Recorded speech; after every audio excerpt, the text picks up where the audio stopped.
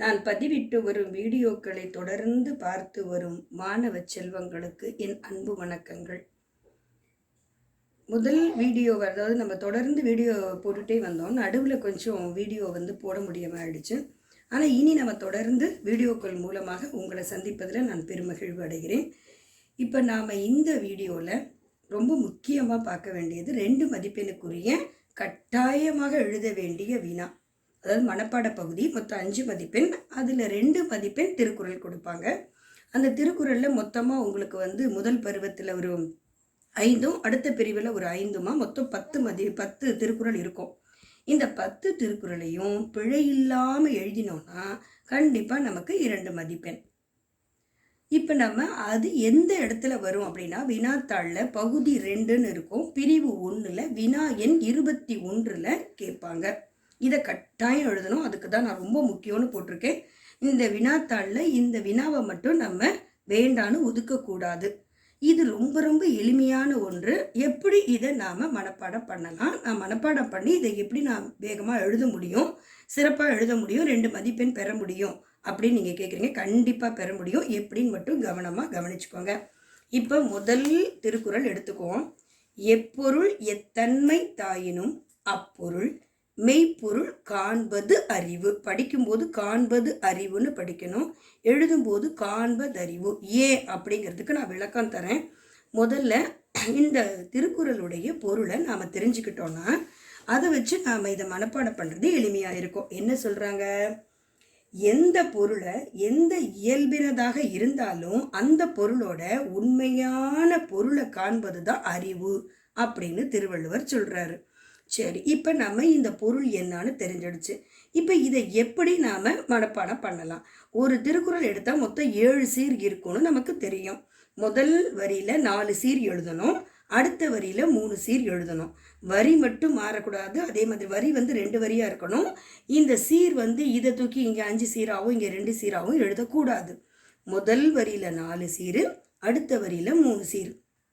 இப்போ எப்படி ஞாபகம் வச்சுக்கிறதுன்னு பாருங்கள். எப்பொருள் அப்பொருள் மெய்ப்பொருள். அப்போ இந்த திருக்குறளில் மொத்தம் 3 பொருள். எப்பொருள் எந்த பொருள், அந்த பொருள் மெய்ப்பொருள். ஆக மொத்தம் 3 சீர் நமக்கு ஈஸியாக எளிமையாக புரிஞ்சிருச்சு. எப்பொருள் அப்பொருள் மெய்ப்பொருள், அதை ஞாபகம் வச்சுக்கோங்க. முதல் வரியில் எப்பொருள் அப்பொருள் வரணும், அடுத்த வரியில் முதல் சீர் மெய்ப்பொருள். இந்த மெய்ப்பொருள் எழுதும்போது கண்டிப்பாக இப்போ போடணும், போட மறந்துடாதீங்க. போட்டால் தான் உண்மை பொருள்னு பொருள் ஆகும். இல்லைன்னா மெய் பொருள்னு ஆகிடும். மெய்னா உடம்பு பொருள்னு மாறிடும். அதனால இப்போ கண்டிப்பாக போடணும். எப்பொருள் அப்பொருள் மெய்ப்பொருள் 3 சீர் முடிஞ்சிச்சா? மீதி என்ன இருக்குது? எத்தன்மை தாயினும், இந்த பொருள் எந்த தன்மையாக இருந்தாலும் அப்படிங்கிறது. அப்பொருள் மெய்ப்பொருள். காண்பது அறிவு. காண்பதுன்னு ஏன் படிக்கணும் அப்படின்னு சொன்னால் இங்கே இப்போ நான் எப்படி தெளிவுபடுத்துகிறேன் பாரு. இப்போ நமக்கு திருக்குறளில் காண்பது அறிவு அப்படின்னு இருந்துச்சு. நாம் படிக்கும்போது காண்பது அறிவுன்னு சொன்னேன் இல்லையா? இப்படித்தான் படிக்கணும். ஆனால் எழுதும்போது இப்படி எழுதணும். ஏன் அப்படிங்கிறதுக்கு விளக்கம் சொல்கிறேன். இந்த தூவை பிரித்தா மெய்யெழுத்து இத்து ஊங்கிறது உயிரெழுத்து. உயிரும் மெய்யும் சேர்ந்தால் தூ வந்துடுது. இந்த இடத்துல என்ன நான் சொன்னேன்? அறிவுன்னு படிக்கணும்னு. அப்போ அறிவு. இப்போ இந்த இடத்துல பாருங்கள், வருமொழி உயிர் வந்தால் இதில் இருக்கிற உக்குரல் மெய்விட்டோடுங்கிற விதி இருக்குது. அப்போ இதில் வருமொழியில் உயிர் இருக்குது. அதனால இங்கே இருக்கிற உக்குரல் மெய்யை விட்டுட்டு, இந்த மெய்யை விட்டுட்டு உக்குரல் ஓடி போயிடுச்சு. அப்போ பேலன்ஸ் என்ன இருக்குது? மீதி இத்து, இங்கே ஒரு தா. அதனால தான் இந்த தூ போயிடுச்சு. இந்த இதோட சேர்ந்து தறிவுன்னு மாறிச்சு. அப்போ காண்ப தறிவுன்னு படித்தா நமக்கு பொருள் விளங்காது. அதனால நம்ம படிக்கும்போது காண்பது அறிவு, நாம் அதை பார்க்கறது தான் உண்மையான அறிவுன்னு நம்ம புரிஞ்சுக்கணும். எழுதும்போது காண்பது அறிவு அப்படின்னு எழுதணும். இப்போ உங்களுக்கு விளக்கம் புரிஞ்சிருக்கும்னு நினைக்கிறேன். படிக்கும்போது காண்பது அறிவுன்னு படிங்க, எழுதும்போது காண்பது அறிவு. இதுதான் அதனுடைய விளக்கம். இப்போ நல்லா படிச்சுக்கலாம். எப்பொருள் அப்பொருள் மெய்ப்பொருள் 3 முடிஞ்சிருச்சு. இந்த பொருள் எத்தன்மை தாயினும் அந்த பொருளோட உண்மை பொருளை காண்பது தான் அறிவு. இதை நீங்கள் 2-3 தடவை இது மாதிரி பிரித்து படித்து பார்த்தீங்கன்னா நான் சொன்ன அந்த பொருளும் உங்களுக்கு மனப்பாடம் ஆகிறதுக்கான வழியும் தெரியும். எப்பொருள் எத்தன்மை தாயினும் அப்பொருள் மெய்ப்பொருள் காண்பது அறிவு. ஆனால் எழுதும்போது காண்பது அறிவுன்னு எழுதணும். இப்போ அடுத்த திருக்குறளுக்கு போகலாமா? பல்லார் பகை கொளலின் பத்தடுத்த தீமைத்தே நல்லார் தொடர்க்கை விடல். பல்லார் பகை கொள்ளலின் என்னது பொருள் நாம் முதல்ல தெரிஞ்சுக்கணும். தான் ஒருவனாக நின்று பலரோட நம்ம போர் பகை மேற்கொள்வதை காட்டிலும் பல மடங்கு தீமையை தருவது என்ன அப்படின்னா இந்த நல்லவருடைய நட்பை கைவிடுதல். அப்போ ஒரு நல்லவருடைய நட்பை நம்ம கைவிட்டோம்னா என்ன நடக்கும்? நாம் ஒருவராக இருந்து பலரோடு பகை கொள்வதை காட்டிலும் பல மடங்கு நமக்கு தீமையை தரும் அப்படிங்கிறது தான் இந்த திருக்குறளுடைய பொருள். இந்த பொருளை தெரிஞ்சுக்கிட்டு இப்போ நம்ம படிக்கிறது எப்படி படிக்க போகிறோம்னு பாருங்கள். பல்லார் நல்லார். பல்லார்னா நிறைய பேர். நல்லார் பகை கொள்ளலின் அவங்களோட நம்ம பகை கொண்டா. இப்போ நமக்கு முதல்ல மேலேயும் கீழேயும் பாருங்கள். பல்லார் நல்லார். அதுக்கடுத்து பகை கொள்ளலின் இவங்களோட நிறைய பேரோட பகை கொள்ளலின் பத்தடுத்த தீமை நிறைய தீமை பல மடங்கு தீமையை தருவதை காட்டிலும் நல்லார் தொடர்க்கை விடல் அவர்களுடைய நட்பை தொடர்க்கை விடல். அவங்களோட கையை விட்டுட்டோன்னா அவங்களுடைய நட்பை விட்டுட்டோன்னா நமக்கு நிறைய தீமை கிடைக்கும், நிறைய தீமை வரும். அதனால நல்லவருடைய தொடர்பை நாம் விடக்கூடாது. இது மனப்பாடம். பல்லார் நல்லார் தொடர்க்கை விடக்கூடாது. பத்தடுத்த தீமை எப்போ? பகை கொள்ளலின். அப்போ பல்லார் பகை கொள்ளலின் அப்படி படிச்சுட்டு பத்தடுத்த தீமை பல்லார் நல்லாருக்கு அப்புறம் என்ன? நல்லவருடைய தொடர்க்கை விட அவங்களுடைய தொடர்பை நம்ம கைவிட்டுடக்கூடாது. இதை நல்லா ஞாபகம் வச்சுக்க. நல்லவருடைய தொடர்பை கைவிட்டுடக்கூடாது. எப்போ, ஏன், எப்படி அது மாதிரி விட்டுட்டோன்னா நமக்கு என்ன கிடைக்கும்? பல்லார் பகை கொள்ளலின் பத்தடுத்த தீமை நிறைய பேரோட நம்ம போர் செய்யும் போது ஏற்படுற தீமை, அதாவது அவங்களோட எதிர்த்து பகை மேற்கொள்வதை காட்டிலும் பல மடங்கு தீமை தரும். எப்போ? ஒரே ஒரு நல்லவருடைய தொடர்பை நாம் கைவிடுறது. அதனால் பல்லார் நல்லார் ஞாபகம் வச்சுக்கோங்க. அதுக்கு அடுத்து தொடர்க்கை விடலுங்கிற கடைசி அந்த வரி, ரெண்டாவது வரியை மனப்பாடம் பண்ணிவிட்டு அதுக்கப்புறம் முதல் வரி இதோட இது தொடர்பு வருது. பல்லார் பகை கொள்ளலின் பத்தடுத்த தீமை இப்படி ஞாபகம் வச்சுக்கிட்டிங்கன்னா உங்களுக்கு இந்த குறள் மனப்பாடம் ஆகிடும். அடுத்தது மூன்றாவது திருக்குறளுக்கு போவோம். பண்ணெண்ணாம் பாடர் கியைபின்றேல் கண்ணெண்ணாம் கண்ணோட்டம் இல்லாத கண். இந்த பண் எண்ணாம் பாடற்கு இயைபின்றே கண் எண்ணாம். பொறுமையாக படிங்க. கண்ணோட்டம் இல்லாத கண். இப்போ இந்த பாடலுடைய பொருள் என்ன? பாடலோடு பொருந்தவில்லை எனில் இசையினால் என்ன பயன்? பண்ணெண்ணாம் பாடற்கு இயைபின்றேல். இந்த பண் என்பது இசை. ஒரு பாட்டு பாடுறோன்னா அந்த பாட்டுக்கு ஏற்ற மாதிரி இசை இருக்கணும். கண்ணாபின்னான்னு இருந்தால் ஏதாவது புரியுமா? நல்லா இருக்குமா? பயன் இருக்காது. அது மாதிரி தான் கண்ணெண்ணாம் கண்ணோட்டம் இல்லாத கண். அந்த இரக்கம் இல்லாவிட்டால் இந்த கண் இருந்து என்ன பயன்? கண் இருந்தும் பயன் இல்லை அப்படிங்கிறது தான் இந்த பாடலுடைய பொருள், இந்த திருக்குறளுடைய பொருள். இப்போ இதை எப்படி ஞாபகம் வச்சுக்கலாம்? இந்த முதல் திருக்குறள் மாதிரியே இதுவும் ஞாபகம் வச்சுக்க முடியும் எளிமையாக. கண் எண்ணாம் பண் எண்ணாம் கண் எண்ணாம். இந்த இடத்துல பண், இந்த இடத்துல கண். கண்ணோட்டம் இல்லாத கண். இது ரொம்ப எளிமையாக போயிடும். கண் எண்ணாம் கண்ணோட்டம் இல்லாத கண். அந்த கண்ணோட்டம்ங்கிறது தான் இரக்கம். இந்த இரக்கம் இல்லைன்னா இந்த கண்ணினால என்ன பயன்? நம்ம கண்களிலிருந்து என்ன பயன்? இந்த பாடலுக்கேற்ற இசை இல்லைன்னா என்ன இல்லையோ, பயன் இல்லையோ, அது மாதிரி இரக்கம் இல்லாத கண்கள் இருந்து என்ன பயன் அப்படின்னு கேட்குறாங்க. நம்ம ஞாபகம் வச்சுக்கிறது பண் எண்ணாம் கண் எண்ணாம் கண்ணோட்டம் இல்லாத கண். அப்போ இனிமே நம்ம என்ன ஞாபகம் வச்சுக்க வேண்டியது? நடுவில் ஒன்றே ஒரு தான் பாடர் கியைபின்றேல். இந்த பாடர் கியைபின்றேல்றதை எப்படி படிக்கணும்? பாடல் இயல் பின்றேல், இயை பின்றேல்.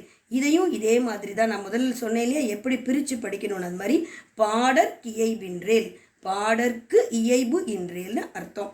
அதை பாடர் கியைபின்றேல்னு நீங்கள் படிக்கும்போது படிச்சுட்டு எழுதும்போது இதை பிரித்து எழுதணும். பாடற்கு அப்படிங்கிறத பாடர் கியைபின்றேல்னு படிக்கணும். எழுதும்போது பாடர் கியைபின்றேல்னு எழுதணும். சரியா? மறுபடியும் சொல்கிறேன்.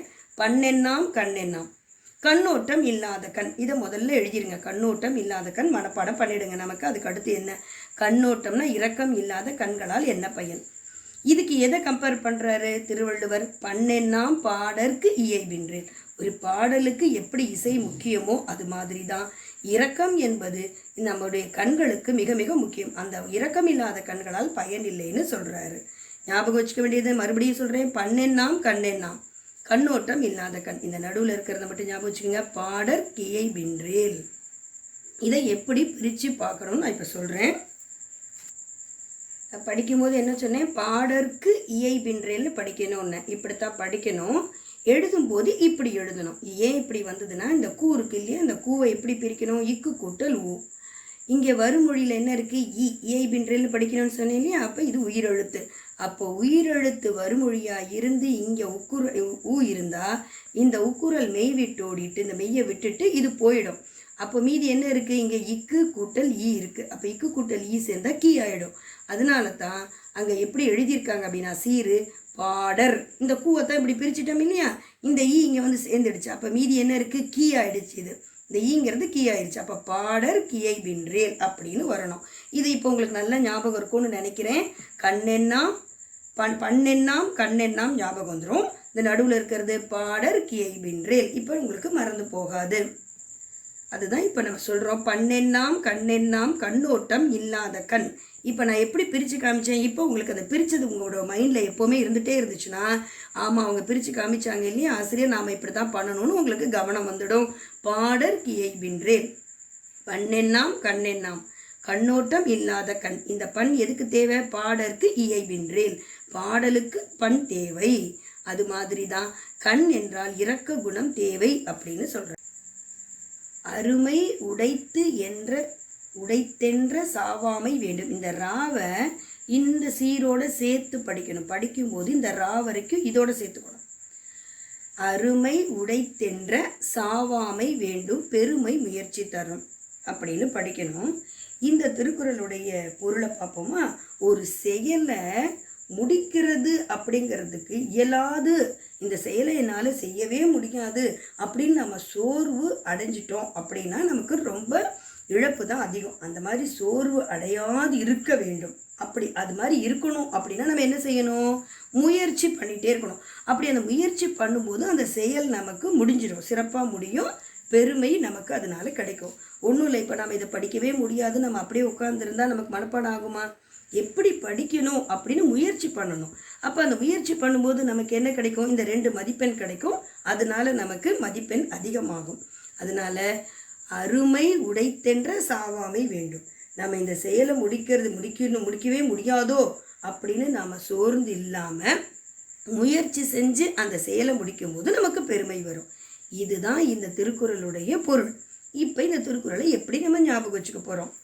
அருமை பெருமை. எது அருமை? உடைத்தென்ற சாவாமை. நமக்கு இது உடைத்தென்ற சாவாமை வேண்டும், பெருமை முயற்சி தரும். இப்போ நம்ம அருமை பெருமை சொல்லிட்டோம். பெருமைனா என்ன வரும்? முயற்சி தரும். முயற்சி வந்தால் நமக்கு பெருமை தரும், பெருமை முயற்சி தரும். அப்போ இது நமக்கு ஞாபகம் இருக்கும். கடைசியில் இருக்கிற இந்த 2வது லைனில் இருக்க 3 சீரும் பெருமை முயற்சி தரும். முயற்சியோடு நாம் முடிப்பது பெருமையை நமக்கு தரும். எப்போ எந்த ஒரு செயலையும் முயற்சி செய்து முடிக்கும்போது பெருமை வரும்னு தெரிஞ்சு போச்சு. பெருமை முயற்சி தரும். நம்ம எப்போவுமே ஸ்டார்டிங் கொடுத்துருவாங்க, ஸ்டார்டிங்கோ எண்டிங்கோ கொடுப்பாங்க. இப்போ அருமை என்று தொடங்கும் திருக்குறளை எழுதுக. அப்போ அருமைனா உனக்கு அடுத்து என்ன ஞாபகம் வரணும்? நமக்கு பெருமை ஞாபகம் வந்துடும். அப்போ பெருமை ஞாபகம் வந்தோன்னா என்ன வரும்? நமக்கு எது பெருமை தரும்? முயற்சியோடு நம்ம அந்த செயலை செய்யும்போது பெருமை தரும் அப்படின்னு நமக்கு ஞாபகம் வரும். அதனால நமக்கு முதல் சீர் கொடுத்துடுவாங்க. கொடுத்துட்டாக்கா அருமைன்னு வந்தால் பெருமை. அது மாதிரி தான் எல்லா திருக்குறள்லையுமே ஏதாவது ஒன்றை நமக்கு ஞாபகம் வச்சுக்கணும்.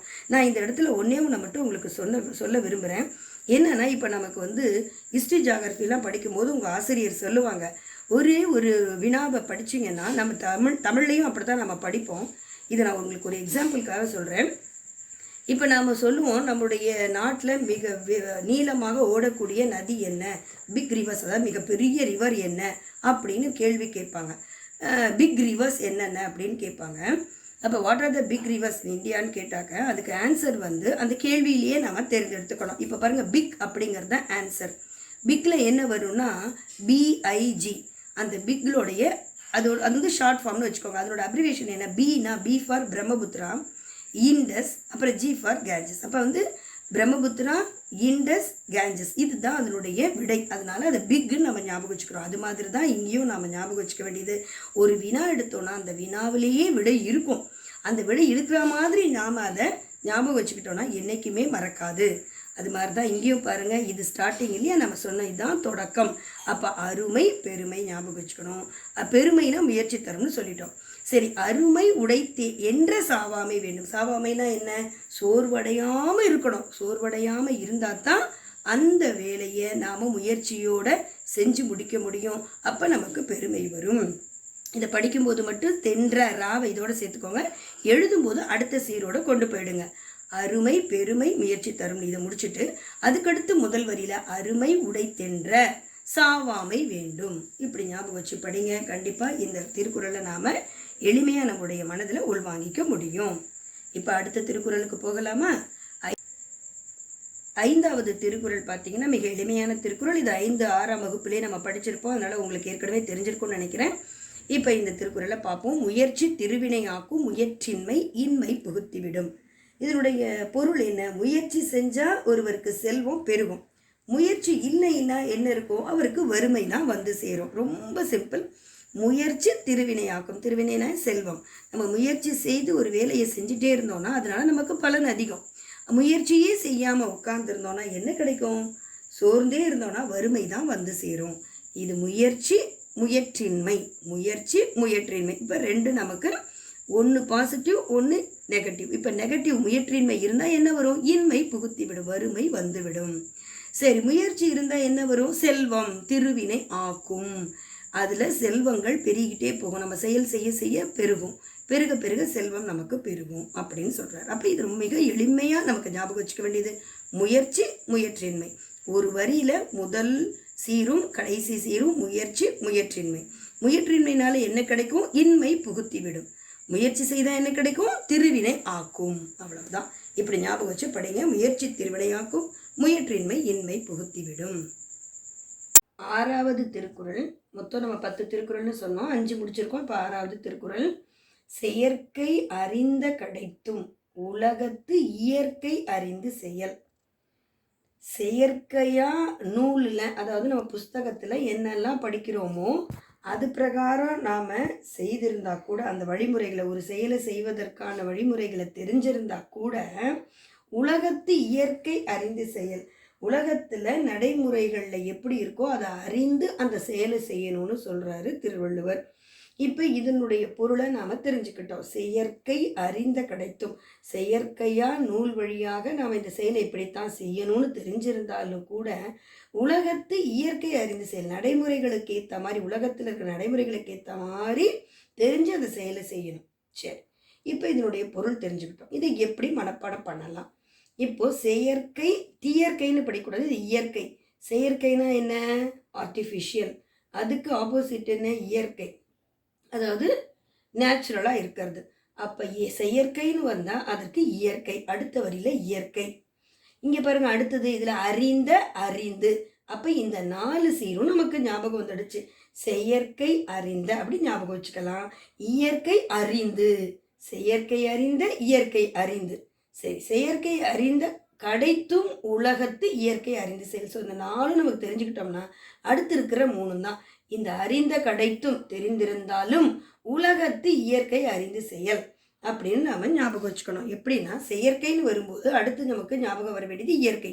அடுத்தாப்புல இருக்கிற சீரில் அறிந்த அறிந்து, செயற்கை அறிந்த இயற்கை அறிந்து, அதுக்கப்புறம் செயலோட நமக்கு முடியுது. இந்த 2ம் நமக்கு அதுக்கடுத்து பார்த்தீங்கன்னா எளிமையாக நம்ம ஞாபகம் வச்சுக்கலாம். செயற்கை அறிந்த கிடைத்தும் உலகத்து இயற்கை அறிந்து செயல்.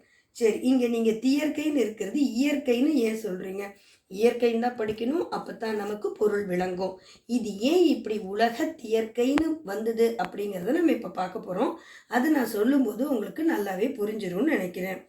இப்போ பாருங்கள், நான் சொன்னேன் இல்லையா, உலகத்து இயற்கை படிக்கணும்னு சொன்னேன். இப்போ இதில் உலகத்து பிரிக்கும் போது இந்த தூ கடைசியில் இது நிலைமொழியினுடைய ஈற்றெழுத்து, இது வருமொழியினுடைய முதல் எழுத்து. ஏன்னா இயற்கைன்னு தான் சொல்லணும்னு சொன்னேன், தீ போடக்கூடாது. இயற்கை இருக்குது ஆனால் இயற்கைன்னு படிக்கணும்னு சொன்னால் இப்போ நம்ம இயற்கைன்னு எழுதிக்குவோம். இதில் இருக்க இந்த தூவை எப்படி பிரிக்கணும்? இத்து கூட்டல் ஊன்னு மெய்யெழுத்து உயிரெழுத்தாக பிரிக்கலாம்.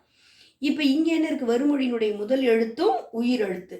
நான் ஏற்கனவே சொன்னேன், முதல்ல நம்ம சொல்லும் போதே இந்த திருக்குறளில் சொன்னேன், வருமொழியில் உயிரெழுத்து இருந்தால் நிலைமொழியில் இருக்கிற உக்குரல் இந்த மெய்யை விட்டுட்டு ஓடிடும். அப்போ வருமொழி உயிர் வரின் உக்குரல் மெய்வீட்டோடும் என்ற விதிப்படி இந்த ஊ வந்து போயிடுச்சு. அப்போ மீதி என்ன இருக்குது? இங்கே இத்து இருக்குது. அப்போ இந்த இத்தோட ஈ சேர்ந்து இங்கே தீ ஆயிடுச்சு. அப்போ இந்த தூ போயிடும். தூவை தானே இப்படி பிரிச்சுட்டோம் இல்லையா? அப்போ இங்கே என்ன இருக்குது? உலகத் அப்படி இருக்குது. இயற்கையை வந்து தீயற்கை, ஏன்னா இத்து கூட்டலி தீ ஆயிடுச்சு, அப்போ தீயற்கைன்னு மாறிடுச்சு. அப்போ நம்ம படிக்கும்போது செயற்கை இயற்கைன்னு படிக்கணும், ஆனால் எழுதும்போது இந்த இடத்துல உலக தீயற்கைன்னு நம்ம எழுதணும். இந்த ஈ எடுத்துட்டு தீ போடணும், அவ்வளோதான். இதை நீங்கள் ஞாபகம் வச்சுக்கிட்டிங்கன்னா இந்த செயற்கை என்கின்ற தொடங்குகின்ற திருக்குறளை எழுதுனா உடனே நமக்கு என்ன ஞாபகத்தில் வரும்? செயற்கை வந்துடுச்சு, அதுக்கு அடுத்த வரியில் நமக்கு இயற்கை வரணும்னு தெரியணும், ஆனால் ஈ போடக்கூடாது, தீ போடணும். அறிந்த அறிந்து, அப்போ செயற்கை அறிந்த கிடைத்தும் உலகத்து இயற்கை அறிந்து செயல். படிக்கும்போது உலகத்து இயற்கைன்னு படிங்க, எழுதும்போது உலகத்தியற்கை அறிந்து செயல்னு படிக்கணும். எழுதும்போது மட்டும் தீ போடணும், இங்கே உலகத் அப்படின்னு போடணும். இப்போ உங்களுக்கு புரியும்னு நினைக்கிறேன். ஒரு தடவைக்கு 2 தடவை நல்லா நான் சொல்கிறத நீங்கள் நல்லா கேட்டுக்கிட்டு அதுக்கப்புறம் படித்து பாருங்கள், நிச்சயமாக புரியும். இப்போ அடுத்த குறளுக்கு போகலாமா? 7வது குறள். பொருள் அல்லவரை பொருளாகச் செய்யும் பொருள் அல்லதில்லை பொருள். பொருள் அல்லவரை பொருளாகச் செய்யும். பொருள் அல்லவரை பொருளாக, நல்லா படிக்கணும், படிக்கும்போது கிளியராக படிக்கணும், தெளிவாக படிங்க. பொருள் அல்லவரை பொருளாகச் செய்யும் பொருள் அல்லதில்லை பொருள். இப்போ இதனுடைய பொருள் என்ன? ஒரு பொருளா மதிக்கத்தக்கவரையும் மதிப்புடையராக செய்கிறது என்ன? இந்த பொருள் செல்வம்னு அர்த்தம். அதாவது ஒரு பொருளா ஒருத்தரை மதிக்கணும், இவர் நல்லவர், இவர் வந்து மிக சிறப்பானவர், இப்படிப்பட்டவர் அப்படிப்பட்டவர் ரொம்ப ஓஹோன்னு சொல்றது எதை பேஸ் பண்ணி அப்படின்னு சொன்னா அதை மதிப்புடையவராக ஆக்குவதே இந்த செல்வம் தான். அது இல்லைன்னா அது இல்லாம வேற எதுவும் இந்த உலகத்துல இல்லை, வேறு பொருள் இல்லை, உலகத்துல சிறந்த பொருள் வேற இல்லை. அப்போ ஒருத்தரை மதிக்கத்தகாதவரையும் மதிப்புடையராக செய்வது எது அப்படின்னு சொன்னா இந்த பொருள் தான்.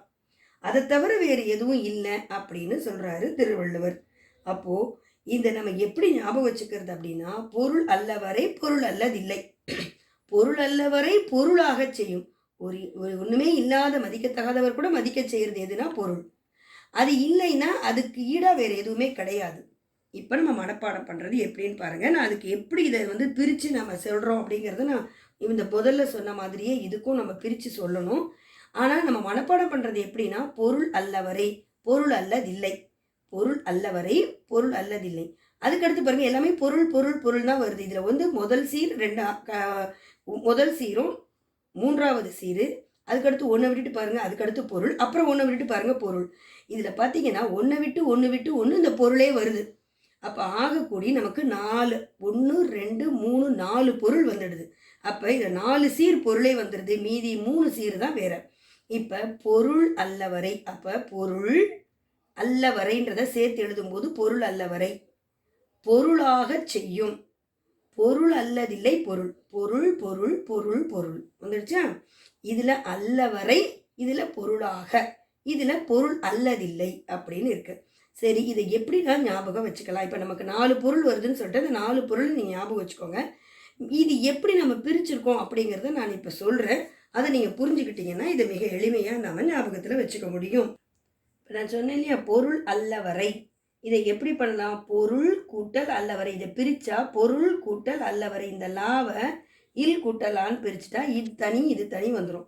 அப்போ பொருள் கூட்டல் அல்லவரை, அதாவது ஒரு பொருளாக மதிக்கத்தகாதவரையும், அதான் பொருள் அல்லவரையும். இதில் இல் கூட்டலா சேர்ந்தால் லா வந்துடும். ஆனால் இதை தனிச்சீராகவும் இதை தனி சீராகவும் பிரித்து எழுதியிருக்காங்க. ஆனால் பொருள் அல்லவரை படிக்கும்போது பொருள் அல்லவரைன்னு படிக்கணும், எழுதும்போது சேர்த்து எழுதி பொருள் அல்லவரை. இது ஒரு சீர், இது ஒரு சீர். அப்போ ஒரு பொருளாக மதிக்கத்தகாதவரையும் மதிப்பது எது? செல்வம்னு படித்தோம். அதுக்கு அடுத்து கீழே நம்ம படித்தோம்ல பொருள் அல்லவரை, அதுக்கு அடுத்த சீர் வரியில் முதல் சீர் வந்து பொருள் அல்லது இல்லை. இப்படி நம்ம பிரிச்சுக்கணும், பொருள் அல்லது இல்லை. இதை வந்து பொருள், இந்த லாவை இல் கூட்டலா பொருள் அல்லது, அப்போ இந்த இல் கூட்டல் வந்து லாவா மாறிடுச்சு, பொருள் அல்லதுன்னு வந்துடுச்சு. அதுக்கு அடுத்தது தில்லைன்னு இருந்துச்சு இல்லையா, அது இல்லைன்னு நம்ம படிக்கணும். அது எப்படி அப்படின்னா, இது ரெண்டையும் சேர்த்தா பொருள் அல்லது இல்லை. இந்த தூ இருக்கு இல்லையா, இங்கே இருக்க தூ எப்படி பிரிக்கலாம்? இத்து கூட்டலு, வருமொழி முதல்ல ஈ வருது. அப்போ வருமொழி முதல்ல உயிரெழுத்து வந்தால் இந்த உக்குரல் மெய்விட்டு ஓடிடும். அப்போ இந்த இத்தை விட்டுட்டு ஊ போயிடுச்சு. அப்போ இந்த இத்து கூட்டல் ஈத்தீயா மாறி பொருள் அல்லதில்லை அப்படின்னு வந்திருக்கு. இதை நீங்கள் ஞாபகம் வச்சுக்கணும். அதை ஞாபகம் வச்சுக்கிட்ட பிறகு நம்ம இப்போ படித்து பாருங்க. பொருள் அல்லவரை பொருளாக செய்யும், பொருள் அல்லதில்லை பொருள். 4 பொருள் ஞாபகம் வச்சுங்க. பொருள்னு வரும், ஆரம்பமும் பொருள், முடிவும் பொருள் அப்படின்னு வந்து அதில் 4 பொருள் வரும். ஞாபகம் வச்சுக்கிட்டிங்கன்னா மீதி எல்லாமே நீங்கள் எழுதிடலாம். அடுத்தது 8வது குறள் போவோம். நான் இப்படி சொல்லிட்டு இருக்கேன். உங்களுக்கு ஏதாவது சந்தேகம் இருந்தால் கூட நீங்கள் உடனே அந்த கமெண்ட் பாக்ஸில் சொல்லுங்கள். நமக்கு ஏதாவது சந்தேகம் இருந்தால் அதை நம்ம தீர்த்து வைக்கலாம். இப்போ 8வது, குன்றேறி யானை போர் கண்டற்றால் தன் கை ஒன்று உண்டாக. இந்த தன் கை தொன்றுன்றாகன்னு படிக்கூடாது, தொன்று உண்டாக செய்வான் வினை. குன்றேறி யானை போர் கண்டற்றால் என்ன பொருள்? குன்றின் மீது ஏறி யானையினுடைய போரை காண்பது போன்று தன் கை பொருளை, தன் கை தொன்று உண்டாக, தன்னோட கையில் இருக்கிற பொருளை கொண்டு ஒருவர் ஒரு செயலை செய்வது. எப்படின்னா, மலை மேலே பாதுகாப்பாக நின்றுட்டு யானையோட போரை பார்க்கறது. யானை போகிற பக்கத்துலேருந்து பார்க்க முடியுமா? 2 யானையும் போர் செஞ்சுட்டு இருக்குன்னு வச்சுக்கோங்க. ஒன்னோட ஒன்று மோதிட்டு இருக்கும்போது நம்ம நடுவில் போனால் என்ன ஆகும்? நம்ம மாட்டின்றுவோம். அப்போது அந்த மாதிரி போரை பார்க்கும்போது நம்ம என்ன பண்ணோம்? சேஃபாக குன்றின் மீது ஏறி யானையினுடைய போரை பார்க்குற மாதிரி தன் கையில் இருக்கிற ஒன்றை வச்சுட்டு ஒரு செயலை செய்கிறதுங்கிறது மிக சிறப்பு. அங்கங்கே போய் தேடாமல் நம்ம கையில் இருக்கிறத வச்சே தன் கை தொன்று உண்டாக செய்வான் வினை. வினைனா என்ன? செயல். அப்படி இதுக்கு இதை அவர் என்ன சொல்லியிருக்காரு? எடுத்துக்காட்டாக சொல்லியிருக்காங்க. என்ன? குன்றேறி யானை போர் கண்டற்றார், கண்டு உற்றார் அப்படின்னு அர்த்தம். அதை பார்த்தோன்னா தன் கை தொன்று உண்டாக, தன் கையில் ஒன்று உண்டாக, அதை வைத்து கொண்டு செய்வான் வினை. இதில் ஞாபகம் முதல் ஞாபகம் வச்சுக்க வேண்டியது, குன்றேறின்னு வந்தாலே அதுக்கடுத்து யானை போர். குன்றுன்னு சின்ன குன்று, ஒரு மலை, அது மேலே ஏறி யானையினுடைய போரை எப்படி பாதுகாப்பாக பார்க்குறோமோ அதை மாதிரி தன் கை ஒன்று உண்டு, தன் கை தொன்று ஒன்று உண்டாக செய்வான் வினை. தன் கையில் இருக்கிற ஒரு பொருளை கொண்டு ஒருவன் ஒரு செயலை செய்யறதுங்கிறது மிகச்சிறப்பு, பாதுகாப்பான ஒன்று. இதுக்கு இது வந்து எடுத்துக்காட்டாக சொல்லியிருக்காங்க. நம்ம ஞாபகம் வச்சுக்கிறது, மறுபடியும் நான் சொல்கிறேன், தன் கை தொன்று உண்டாக, ஒன்று உண்டாக, ஒரு கையில் இருக்கிறத வச்சு நாம் ஒரு வினையை செய்யணும். அதுக்கு எடுத்துக்காட்டாக சொல்லியிருக்கிறது, குன்றேறி யானை போர் கண்டற்றால், யானையினுடைய போரை பாதுகாப்பாக மலை மேலே நின்று பார்க்கறது போல அப்படின்ற அர்த்தம். அப்போ குன்றேறி வந்தாலும் இதை ஞாபகம் வச்சுக்கணும். சரியா? இப்போது குன்றேறி யானை போர் கண்டற்றால் இதுக்கு எது சொல்லியிருக்காங்க? தன் கை ஒன்று உண்டாக, ஒன்று உண்டாக செய்வான் வினை. ஆனால் நீங்கள் எழுதும்போது இதை பிரிச்சுக்கோங்க. தொன் மட்டும்தான் இருக்கணும். துன்றாகன்னு எழுதணும். ஆனால் படிக்கும்போது துன்றாகன்னு படிக்கக்கூடாது. ஒன்று உண்டாக செய்வான் வினைன்னு படிக்கணும். அடுத்தது 9வது திருக்குறளுக்கு போவோம். அதில் அந்த குற்றம் இலானாய் குடி செய்து வாழ்வானை சுற்றமா சுற்றும் உலகு. குற்றம் இலானாய், குற்றம்னா என்ன? எந்த விதமான குற்றமும் இல்லாமல், அதாவது தப்பு இல்லாமல் தன் குடி பெருமையை உயரச் செய்து, அவனுடைய குடியினுடைய பெருமை, எந்த குடியில் அவன் பிறந்தானோ அந்த குடியினுடைய பெருமையை உயரச் செய்து வாழ்பவன் எவனோ அவனை சுற்றும் உலகு. சுற்றும் உலகுனா என்ன? இந்த உலகத்தில் உறவாக கொண்டு எல்லாரும் போட்டுருவாங்க. உலகத்தில் இருக்கிற ஒவ்வொருத்தரும் அவனுக்கு உறவாக இருந்து எல்லோரும் அவனை போட்டுருவாங்க. அப்போ குற்றம்னா எந்த விதமான தீமையும் இல்லாமல், மாசு இல்லாமல், குற்றம் இல்லாதவனாக அவன் குடிப்பெருமையை எவன் ஒருவன் பேணி பாதுகாத்து உயரச் செய்து வாழ்கின்றானோ அவனை இந்த உலகத்தில் உள்ள எல்லோருமே சுற்றமாக, உறவாக கொண்டு போற்றுவர்னு அர்த்தம். இதை எப்படி நம்ம மிக சுலபமாக படிக்கலாம்? குற்றம் சுற்றம் ஞாபகம் வச்சுக்கோங்க. குற்றம் சுற்றம் ஞாபகம் வச்சுக்கிட்டு இந்த இம்மு இருக்கு இல்லையா, இம்மு பக்கத்தில் ஆமான்னு மாற்றிக்கணும். ஆனால் சும்மா ஞாபகத்துக்கு சொல்கிறேன். குற்றம் சுற்றமா சுற்றும் உலகு. இந்த குற்றம்னு என்ன? குற்றத்தோடு இருக்கணுமா? இல்லை. அப்போது இந்த குற்றம் வாழ்வானின்னு வருது. அப்போ குற்றம் இல்லாமல்ன்றத குற்றம் இல்லானாய், இல்லாதவனாய் குடி செய்து வாழ்வானே, சுற்றமா சுற்றும் உலகு. இது நீங்கள் மிக எளிமையாக ஞாபகம் வச்சுக்கலாம். குற்றம்னு வந்துட்டா சுற்றம், சுற்றமா சுற்றும். இந்த சுற்றம் சுற்றம்னே வர்றதுனால சுற்றும் அப்படின்னு ஞாபகம் வச்சுக்கிட்டு சுற்றமா சுற்றும் உலகு. அப்போ இந்த மூணும் நமக்கு எளிமை. இதில் குற்றம்னு வந்துடுச்சு. அப்போ குற்றம் இலானாய் குடி செய்து அப்படின்னா என்ன? குடிப்பெருமையை உயரச் செய்து வாழ்பவனை இந்த உலகத்தில் இருக்கிறவங்க எல்லாரும் உறவாக கொண்டு போற்றுவாங்க அப்படிங்கிற பொருள். அடுத்தது கடைசியா நிறைவா 10வது திருக்குறளுக்கு போப்போம். 10வது திருக்குறள் நிறைவான திருக்குறள். இப்போ இதை பாருங்க. ஏன்னா இந்த 10 தான் நமக்கு மனப்பாடம் உங்களுக்கு. இதில் தான் நம்ம 2 மதிப்பெண் பெற போகிறோம். இப்போ 10வது பாருங்க. இன்மையின் இன்னாது யாதெனின் இன்மையின் இன்மையே இன்னாதது. நம்ம எப்படி அந்த பொருள் அல்லவரை பொருளாக்க செய்ய படித்தோமோ அதே மாதிரி தான் இங்கேயும் பாருங்க. எல்லாமே இன்மையும் தான் வருது. இங்கே ஒன்று இன்மையின் இன்னாத இன்மையின் இன்மையே இன்னாதது இன்னாதது. இது 2 மட்டும்தான் மாறி இருக்கு பார்த்தீங்கன்னா, மீதி எல்லாம் இன்மை தான் வருது. இப்போ பாருங்கள், இதில் நம்ம எப்படி ஞாபகம் வச்சுக்கணும்? இன்மையின் முதல் வரியில் முதல் சீரும் 4வது சீரும் ஒரே மாதிரி இருக்கா? இன்மையின் இன்மையின் நம்ம போட்டுடுறோம். அதுக்கடுத்து பாருங்கள், அது அப்படி கீழே பாருங்கள். இதுக்கு இன்மையின் இருக்குது, இங்கே இன்மையே, அவ்வளவுதான். அடுத்தது இன்னாத இன்னாதது. இந்த இன்னாததில் இருக்க தாவும் தூவும் இங்கே வந்துடுது. இன்னாதது. அப்போது இன்மையே இன்னாதது. இது நீங்கள் எழுதிடுவீங்க. இன்னாத இன்னாதது. யாதெனின் தியாதெனின். ஆனால் இதை நம்ம பிரித்து இது சேர்த்துருக்காங்க. இன்னாத இன்னாது யாதெனின். இன்னாது என்ன அப்படின்னா இன்மையின் இன்னாதது யாதெனின். வறுமையை போன்று துன்பம் தர்றது எதுவுமே இல்லை. எதுன்னா அந்த வறுமை தான், வேற எதுவுமே கிடையாது அப்படிங்கிறதா. இன்னாதது யாதெனின் இன்மையின் இன்மையே இன்னாதது. நம்ம ஞாபகம் வச்சுக்க வேண்டியது இன்மையின் இன்மையின் இன்மையே. இங்கே இன்மையின் இங்கே இன்மையே இன்னாத இன்னாதது. இந்த மாதிரி ஞாபகம் வச்சுக்கிட்டு படிங்க. ஒரு திருக்குறளினுடைய முதல் சீரை ஞாபகம் வச்சுக்கிட்டு மற்ற சீரை எல்லாமே அதோட தொடர்ந்து தான் வரும். எப்போவுமே மேலே இருக்கிறதுக்கு கீழையும் ஒரே மாதிரி தான் கொடுத்துருப்பாரு. திருவள்ளுவர் எழுதும்போது மிக அருமையாக எழுதியிருக்காரு. நம்ம ஞாபகம் வச்சுக்கிறதுக்கு ஏற்ற மாதிரி தான். அதனால் செல்வங்களே, நீங்கள் எல்லாத்தையும் ஒரு முறைக்கு 2 முறை நல்லா படிங்க. திரும்ப ஒருக்கா நாம் எப்படி சொல்லி கொடுத்தோனோ அதை முதலேருந்து நீங்கள் ஒருக்கா படிங்க. படித்து முடிச்சுட்டு இதை மனப்பாடம் பண்ணுங்கள். நிச்சயம் வெற்றி உங்கள் பக்கமே. வாழ்த்துக்கள். அடுத்த வீடியோவில் இன்னொரு 3 மதிப்பெண்ணுக்குரிய மனப்பாடத்தை நாம் பார்ப்போம்.